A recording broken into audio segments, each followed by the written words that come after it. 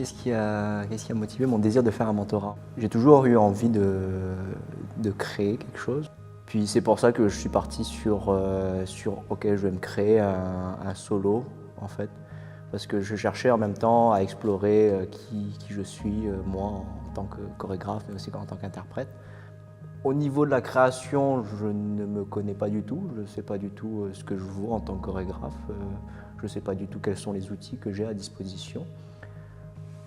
Puis c'est pour ça aussi que j'ai fait appel à Mélanie, c'est parce que je savais qu'elle pouvait en soi pas nécessairement répondre à mes questions, mais au moins m'en poser, puis me faire émerger d'autres questions aussi.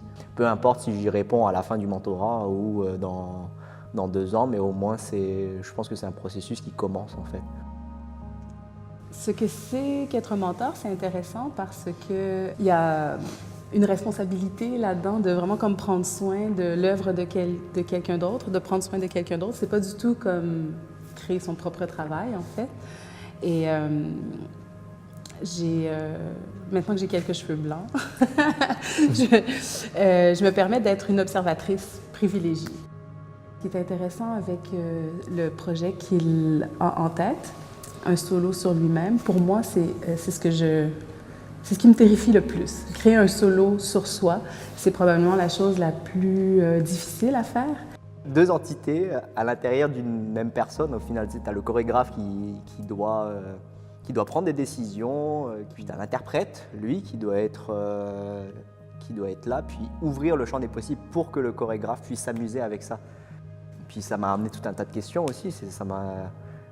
On parlait de est-ce que moi, en tant qu'interprète, c'est ça que je veux faire aussi par rapport à ma demande en tant que chorégraphe. Moi, en tant que chorégraphe, est-ce que je me serais choisi moi-même en tant qu'interprète?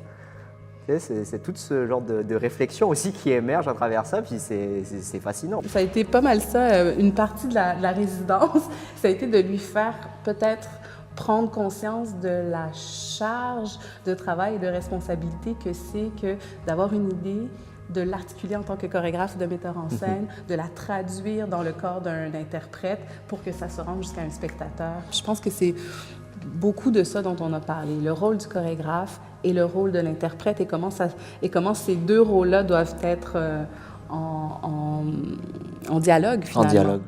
L'autre truc sur lequel on a travaillé, c'est qu'un spectacle, c'est pas juste du mouvement. La chorégraphie, c'est pas juste du mouvement. Donc, Charles est très basé sur le mouvement, movement-based, c'est là qui est son moteur.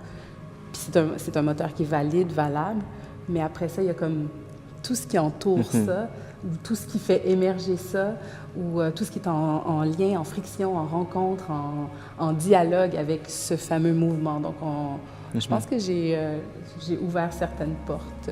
Les attentes que j'avais du mentorat, c'était ça, c'était d'avoir cet élan de révélation un petit peu, puis elle me dit des choses, et là je fais, bah ouais, je comprends, c'est évident, pourquoi j'y ai pas pensé plus tôt?